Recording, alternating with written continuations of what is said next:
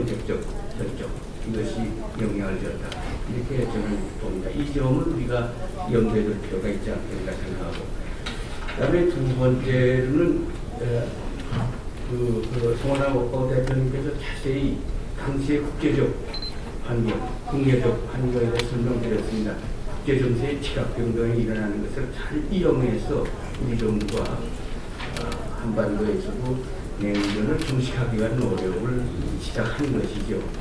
북한은 생존 전략을 위해서 할 수 없이 나오게 된 것이라고 보입니다. 그런데 여기서 우리가 저는 생각해야 할 것이 노태우 정부의 대북적으로 이것이 결정적인 역할을 했다 하는 것입니다. 그리고 이 모델은 후후 20년 동안 우리 한국에서 대북 정책을 추진하는 데 있어서 상당한 쟁점이 계속되어 왔다는 겁니다. 첫째 무엇인가 할 것 같으면은 북한을 어떻게 볼 것인가 하는 점입니다. 당시에 미국 정보기관의 정세 판단에 의하면은 북한도 1, 2년 이내에 루마니아처럼 사든 크랍스 갑자기 붕괴될 것이라는 정보 판단이 나와 있었고, 우리 국내에서도 많이 이걸 받아들여서 북한 독하겠다, 금년에 붕괴된다 이런 분위기가 있었죠. Sudden collapse in a few years, like Romania. 그런데 노태우 정부 리더십에서는 이 붕괴 임박론을 받아들이지 않았습니다. 북한은 동북권과는 역사적 발전과 다르다. 동양이다, 아시아다. 아마도 중국이 건재하는 한 중국 모델에 따라가게 중국 모델을 본받게 될 것이다. 그러니까 점진적인 변화를 하게 될 것이다. 붕괴 임박론이나 점진적 붕괴론에 섰습니다. 만약 붕괴 임박론에 섰다면 나무 기본학적 제시할 필요가 없었죠. 그러니까 점진적 변화론에 입각했기 때문에 북한의 변화를 할 수 있는 요건과 환경을 만들면서 남북관계를 발전시키자는 것이 남북 기반 학생이라는 것이고, 그 다음에 두 번째는 정책은 대북정책. 따라서 대북정책은 만약 북한 붕괴 임박론에 섰다면은 또 붕괴될 때까지 내관을 기다리면 되는 것입니다. 무시 방관 정책이라고 그러죠. 그러나 정치적 변화론에 입각하고 있기 때문에 engagement policy를 쓰는 것이죠. 포용정책, 그때는 국방정책이라는 의미로 많이 사용됐습니다만, 대북 포용정책 때문에 남북 기본학교가 성립될 수 있었다는 것이고, 세 번째로 핵 문제가 대두했을 때 많은 논란이 있었어요. 기본학교 채택 직전에는 우리 대표단과 전략 요원들 사이에서도 많은 토론을 했습니다. 핵 문제 해결되기 전에 기본학교 채택하면 안 된다는 유력한 신문들이 매일 사설로 쓰고 있는데, 그 기본학교 채택하면 안 되지 않느냐 하는 것이죠. 그러니까 남북 문제를 핵 문제와 연계시켜야 된다는 연계 전략이죠. 그러나 나중에 정원식 총리의 주재 하에 전략회의가 열렸는데 거기서 최종 결정을 합니다. 아니다. 병행론이다.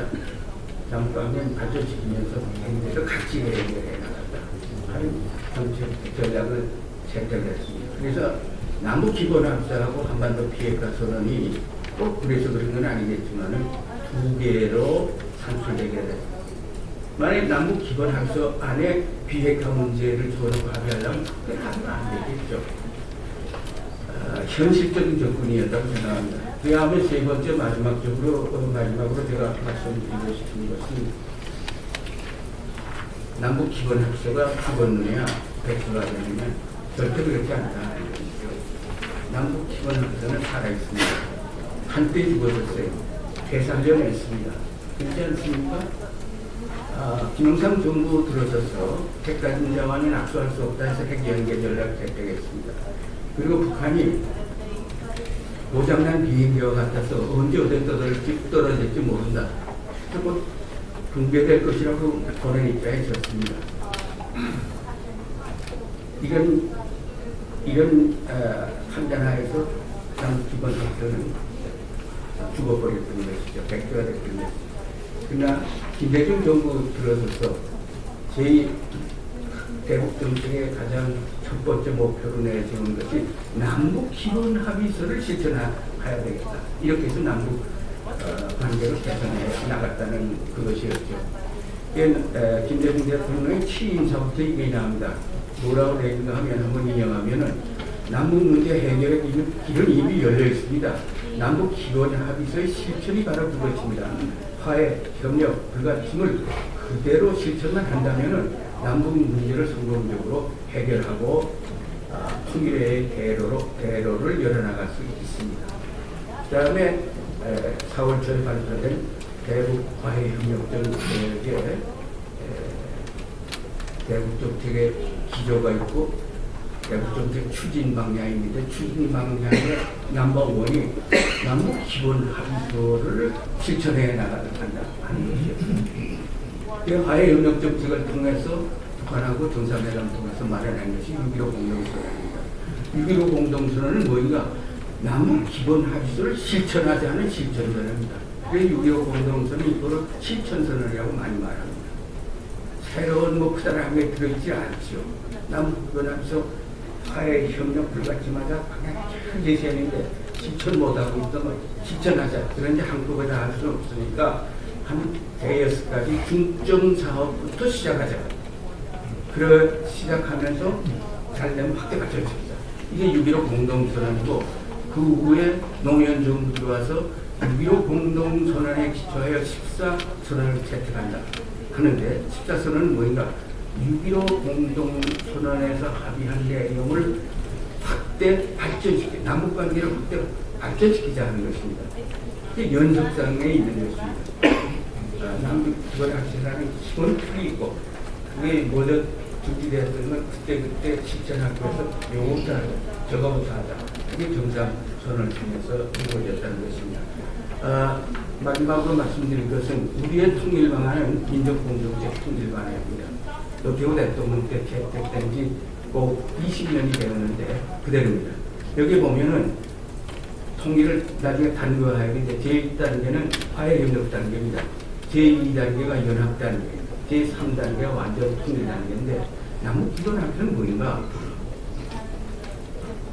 제1단계 화해협력 단계에서 남북 관계를 규율하고 있는 강령입니다.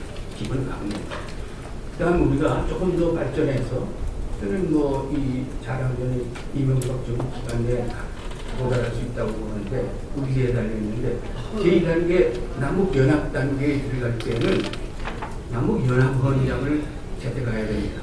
노태우 대통령 시절에는 이걸 뭐라고 그러나 민족공동체 헌장을 채택해야 된다고 했는데 같은 말입니다. 근데 남북연합헌장을 채택해야 되는데 여기에 남북기본합의서가 전부 흡수 해서 통폐합이 되겠죠. 새로운 것들이 많이 추가되겠죠.